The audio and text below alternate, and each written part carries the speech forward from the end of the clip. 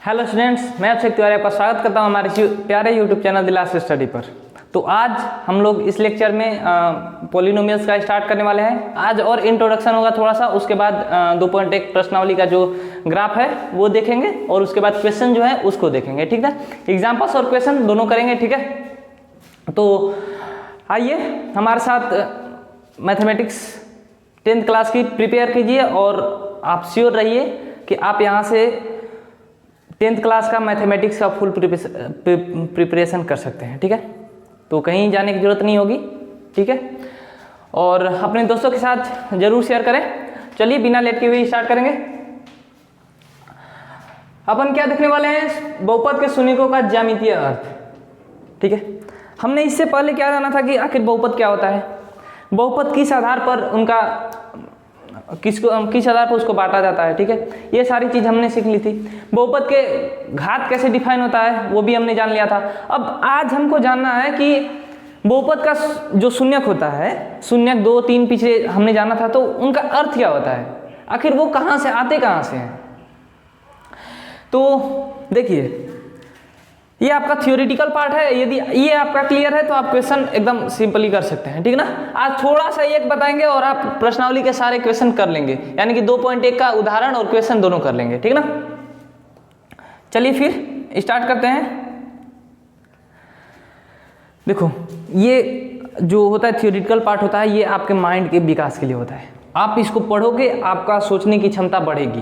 Questions में कुछ नहीं है। ठीक, क्वेश्चन आप इजीली कर सकते हो। ठीक है ना, चलिए देखते हैं। बहुपद px का शून्यक उस बिंदु का x निर्देशांक होता है जहां px का ग्राफ x अक्ष को प्रतिच्छेद करता है। देखो, px कोई बहुपद होता है ना, तो उसका x निर्देशांक यानी कि x अक्ष पर वह बिंदु होता है जो उस बहुपद के घात को शून्य कर दे। शून्य का मतलब वही हुआ कि जो बहुपद के मान को, मान लीजिए कि कोई x+2 है, तो इसका बहुपद शून्य क्या होगा, शून्य हम लिखते हैं -2। ये कैसे निकालते हैं, तो ये निकालते हैं हम बराबर 0 कर देंगे तो x बराबर -2, यानी कि x का मान 2 रहेगा, -2 रहेगा, तो इसका वैल्यू क्या हो जाएगा, शून्य हो जाएगा। तो ये हो जाएगा इसका शून्यक।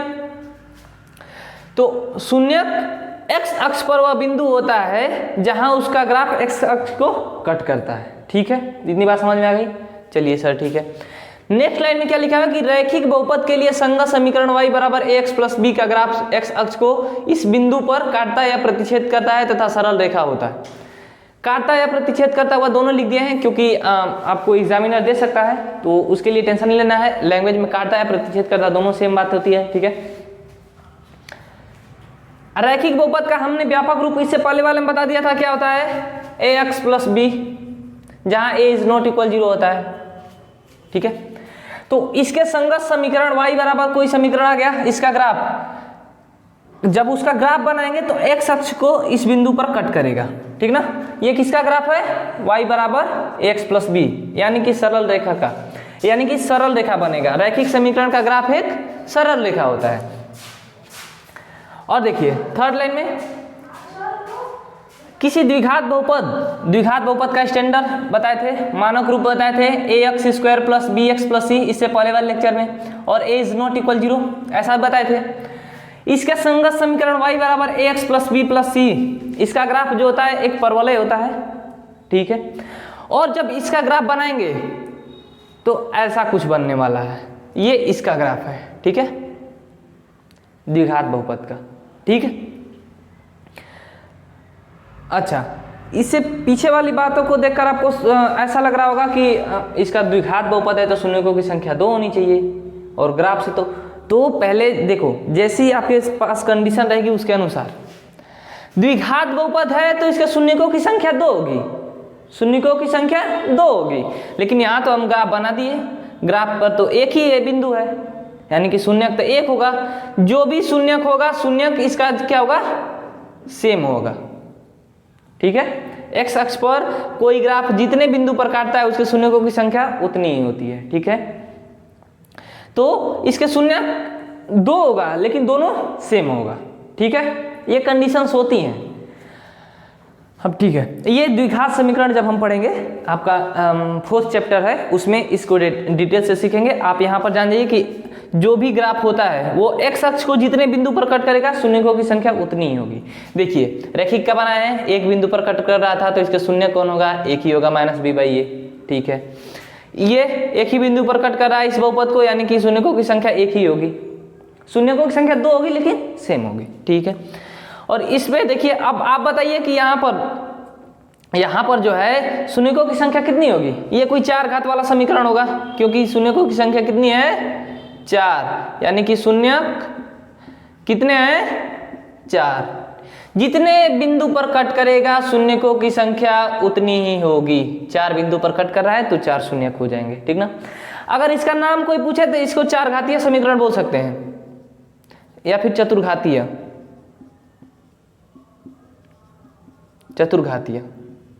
बहुपद बोल सकते हैं। ठीक है, या फिर समीकरण। तो होपफुली इतनी बात समझ में आ गई होगी।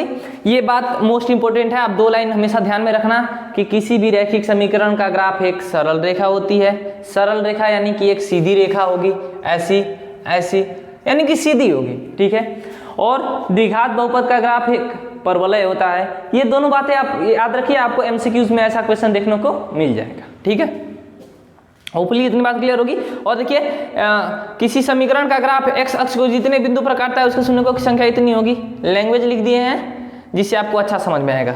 4 बिंदु पर कट कर रहा था तो 4 शून्य, 2 बिंदु पर यहीं कट करता। अगर ऐसा कोई ग्राफ हो, ठीक है, ऐसा कोई ग्राफ है x डैश y डैश, इसका ग्राफ ऐसा कोई हो तो कितने बिंदु कट कर रहा है 1 2 3, तो शून्यकों की संख्या कितनी होगी बताइए, 3 होगी। ठीक है, तो बस इतना ही आपको काम करना है। ठीक ना, 3। और आपको कोई पूछ दे कि इससे जो बहुपद बनेगा या फिर समीकरण बनेगा वो कैसा होगा, तो ये क्या होगा, त्रिघातीय। ठीक है, चलिए फिर होपफुली इतनी सारी बातें समझ में आ गई होगी। तो फिर अब हम चलेंगे डायरेक्ट इसके बाद क्वेश्चंस पर। ठीक ना, क्वेश्चन इजी हैं, बस आप ये जान गए ना, बस इतना ही जानना है कि x अक्ष पर जितना बिंदु पर कट करेगा शून्यकों की संख्या उतनी होगी। ठीक है, चलिए फिर आगे बढ़ते हैं। एकदम लोड नहीं लेना है, एकदम शांति से चलेंगे, आराम से। ठीक है, चलिए फिर इसका स्क्रीनशॉट लेना चाहते हैं, जल्दी ले लीजिए। चलिए तो हम क्या जो शून्यक था उसका ज्यामिति और जान चुके हैं। ठीक ना, अब ये क्वेश्चन है, नॉर्मल सा क्वेश्चन है। आपको बस 2 लाइन याद रखना है कि कोई भी ग्राफ x अक्ष को जितने बिंदु पर कट करेगा शून्यकों की संख्या उतनी ही होगी। बस इतना लाइन ही आपको याद रखना है, आपका सारा क्वेश्चन हो जाएगा 2.1 प्रश्नावली का। ठीक है, देखते हैं। देखो फर्स्ट में क्या है, ये ग्राफ बनाया है। अब किसका ग्राफ है मेरे को नहीं पता है, आपको भी नहीं पता है, छोड़ देंगे। कितना बिंदु पर कट कर रहा है x अक्ष का, 1 बिंदु पर, तो इसके शून्यक की संख्या कितनी होगी 1, तो शून्यकों की संख्या कितनी हो जाएगी 1 हो जाएगी। ठीक है, ये देखिए सेकेंड वाला, x अक्ष को कितने बिंदु पर कट कर रहा है 2 बिंदु पर, तो शून्यकों की संख्या 2 हो जाएगी 2। ये बताइए x अक्ष को कितने बिंदु पर कट कर रहा है 2, 1 2 3, 1 2 3, तो शून्य कितने हो जाएंगे 3। ठीक है, ये ग्राफ x अक्ष को कितने बिंदु पर कट कर रहा है 1 बिंदु पर, तो शून्य कितना हो जाएगा 1। ये ग्राफ कितने बिंदु पर कट कर रहा है 1, यानी कि शून्य कितना हो जाएगा 1 हो जाएगा। x अक्ष पर केवल देखेंगे ना, x अक्ष पर कितना कट कर रहा है। ठीक है, ये कितने बिंदु पर कट कर रहा है 1 2 3 4, तो शून्यकों की संख्या 4। ठीक है, बस इतना ही काम करना था। बताइए उतना, मतलब कि एक लेक्चर पीछे लिया, फिर आज मतलब कि 10 मिनट उसको बताया, लेकिन काम कितना था, बस इतना ही। तो देखो कॉन्सेप्ट की जानकारी आपको रहेगी तो क्वेश्चन इजीली कर सकते हो। ठीक है, अब आप जो क्वेश्चन है वो आसानी से कर सकते हो। ठीक है, तो बस इतनी बात जाननी थी, और क्या। और एक चीज़ बता दें आपको कि मान लो अगर कोई द्विघात बहुपद है ax² plus bx plus c, ठीक है, तो a इज नॉट इक्वल 0 होगा, ये तो क्लियर है। ठीक है, नो डाउट। इसमें देखिए इसका ग्राफ एक परवलय होता है, अभी इससे पहले हमने जाना, तो ऐसा बनेगा या फिर ऐसा बनेगा, ठीक है। तो अब ये डिपेंड करता है कि ए का मान बड़ा है या फिर ए का मान छोटा है। जब ए का मान बड़ा होगा 0 से तो ग्राफ का मुंह ऊपर की ओर खुलेगा, और ए का मान अगर 0 से छोटा है तो ग्राफ नीचे की ओर खुलेगा। बस इतना ध्यान रखिएगा, ठीक है। तो फिर आगे बढ़ेंगे और क्वेश्चन करेंगे। क्वेश्चन के बाद आज का लेक्चर क्वेश्चन से ही होगा। नेक्स्ट लेक्चर में 2.2 प्रश्नावली स्टार्ट करेंगे, ठीक है। चलिए फिर इसका स्क्रीनशॉट लेना है तो कर लीजिए, अब इजीली है, आप कर सकते हैं, ठीक है, नॉर्मली। ओके, चलिए फिर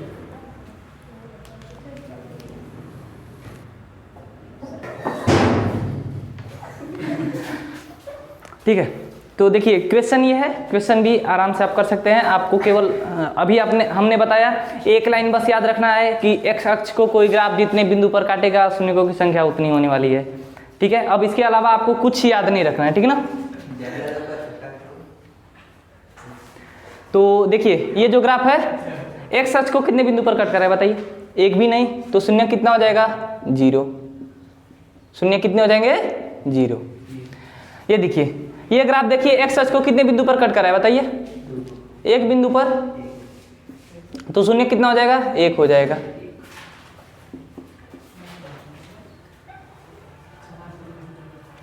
ठीक है, ये ग्राफ देखिए एक्स अक्ष को कितने बिंदु पर कट कर रहा है, 1 2 3, तो शून्य कितना हो जाएगा 3, ठीक है। देखो क्वेश्चन नॉर्मल है, ऐसे ही क्वेश्चंस आपको देखने को मिलेंगे। ये बताइए 2 बिंदु पर कट कर रहा है तो शून्य कितने हो जाएंगे 2। ये ग्राफ 4 बिंदु पर कट कर रहा है तो शून्य कितने हो जाएंगे 4। एक देखो यहां पर कट नहीं कर रहा है, केवल टच कर रहा है, तो टच कर रहा है तो यहां पर एक ही बिंदु बनेगा, ठीक ना। और यहां भी केवल टच कर रहा है तो बिंदु कितना बनेगा, एक ही बनेगा। तो एक ये कट कर रहा है 1, और यहां पर टच कर रहा है 2, और यहां पर टच कर रहा है 3, यानी कि इसके शून्य कितने होंगे 3। देखो कंफ्यूजन क्रिएट मत करना, यहाँ पर कट कर रहा है, ठीक ना, और यहाँ पर केवल टच कर रहा है, ठीक है। तो ये डिफरेंस पता होना चाहिए, ठीक ना। बस यही था क्वेश्चन, बस सिंपल था, ठीक है। शून्य हमने निकाल लिया और 2.1 प्रश्नावली यहाँ पर समाप्त हुई। और नेक्स्ट लेक्चर में 2.2 का जो होगा थियोरिटिकल पार्ट, कॉन्सेप्ट जो होंगे वो देखेंगे, और उसके बाद क्वेश्चंस करेंगे। क्वेश्चंस ऐसे ही ईजी आपको देखने को मिलेंगे, ठीक है। आप कॉन्सेप्ट याद रखिएगा तो क्वेश्चंस इजीली हो जाएंगे, ठीक है। फिर मिलेंगे नेक्स्ट लेक्चर में, तब तक के लिए ओके बाय। और चैनल पर आए हैं तो चैनल को सब्सक्राइब जरूर कर लीजिएगा, ठीक है। ओके।